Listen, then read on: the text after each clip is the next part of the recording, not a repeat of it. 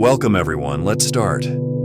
Jacob Collins had always loved the idea of a quiet life in the country. When he found Pine Hollow, a secluded farmhouse at the edge of a dense forest, it seemed like the perfect place to escape the noise and chaos of city life. The house was old but charming, with a sprawling yard and thick woods surrounding it on all sides. It felt like stepping back in time.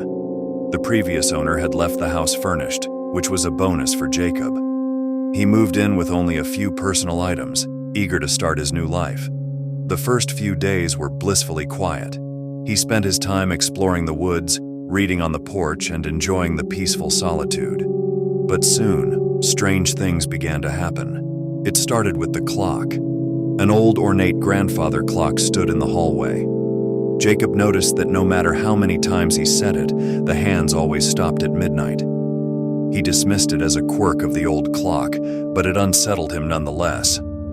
Then there were the footsteps. Late at night, Jacob would hear the sound of someone walking upstairs. The first time it happened, he froze in bed, listening intently. The footsteps were slow and deliberate, moving from room to room. When he mustered the courage to investigate, he found nothing. The house was empty.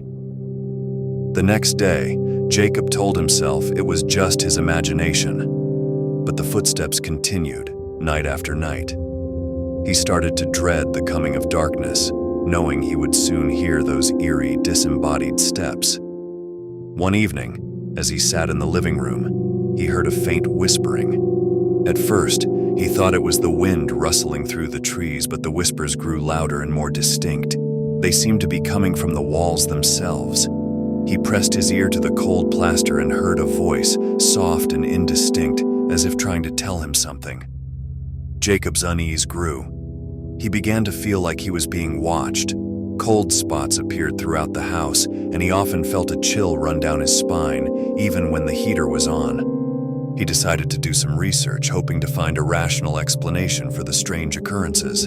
He went to the local library and asked the librarian about Pine Hollow. The librarian, an elderly woman with kind eyes, looked at him with a mix of pity and concern. "That house has a dark history," she said. "Many years ago, a family lived there.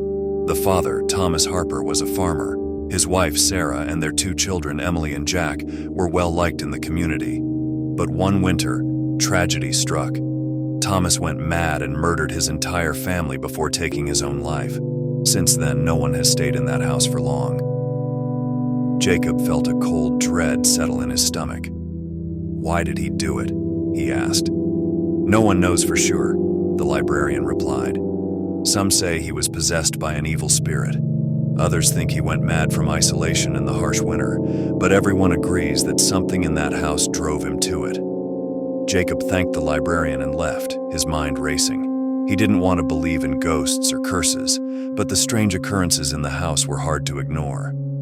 That night, he decided to confront whatever was haunting him. He stayed up late, waiting for the footsteps. When he heard them, he grabbed a flashlight and headed upstairs. The air was icy cold and the hair on the back of his neck stood up. He followed the sound to the master bedroom, the room where Thomas Harper had taken his own life. The door was slightly ajar. Jacob pushed it open and stepped inside. The room was empty, but the air felt thick with a malevolent presence. He shone the flashlight around, and his heart nearly stopped when he saw a shadowy figure standing in the corner. It was a man, tall and gaunt, with hollow eyes that seemed to bore into Jacob's soul. The figure stepped forward, and Jacob felt a wave of terror wash over him. He wanted to run, but his feet were rooted to the spot. The figure spoke, its voice a low, raspy whisper. "Leave this place," it said, "or you will suffer the same fate." Jacob stumbled back, his flashlight flickering. The figure vanished, leaving the room deathly silent. He fled downstairs, his mind a whirlwind of fear and confusion. He knew he couldn't stay in the house any longer, but he also felt a strange compulsion to understand what had happened to Thomas Harper. The next day, Jacob drove into town and found a local historian, hoping to learn more about the Harper family. The historian, a grizzled old man named Walter, invited him in and listened to his story. "I remember the Harpers," Walter said. "Good people. What happened to them was a tragedy. Thomas was a hard-working man, but there was something off about that winter. People said he changed, became paranoid and violent. Do you believe the house is haunted? Jacob asked. Walter sighed. I've heard the stories. People say they've seen things, heard things. I've always been skeptical, but there's no denying that house has a dark energy. Some places just have a way of holding on to the past. Jacob left Walter's house with more questions than answers. He drove back to Pine Hollow, determined to pack up his things and leave. But as he approached the house, a thick fog rolled in, enveloping the property in an eerie shroud. He parked the car and hesitated, feeling a strange pull toward the house.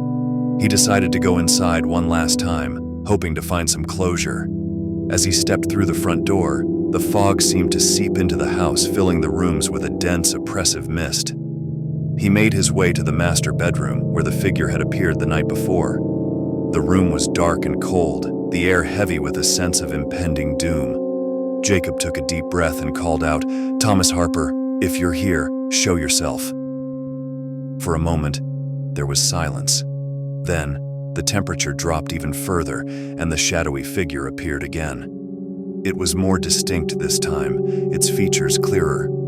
Thomas Harper stood before Jacob, his eyes filled with a haunting sadness. "Why are you here?"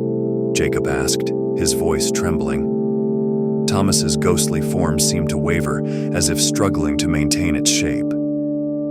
"I am bound to this place," he said. "I cannot find peace." "Why did you kill your family?" Jacob asked. Thomas's expression darkened. "I was driven mad by the whispers, the voices in the walls. They tormented me, filled my mind with dark thoughts. I thought I could stop them, but I was wrong." Jacob felt a surge of pity for the tormented spirit. "Is there any way to help you find peace?" Thomas shook his head. "It is too late for me, but you must leave this place. The darkness will consume you as it did me." Jacob nodded, his mind made up. He would leave Pine Hollow and never look back, but as he turned to go, he felt a cold hand grip his arm. He looked back and saw Thomas's desperate eyes. "Please," Thomas whispered, "forgive me." Jacob's heart ached with sympathy. "I forgive you," he said softly. The ghost of Thomas Harper seemed to relax, his form growing fainter.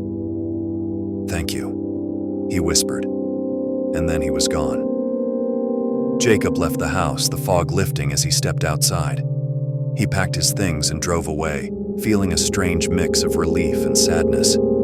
He had escaped the horrors of Pine Hollow, but he knew he would never forget the haunted farmhouse and the tormented spirit who had once called it home.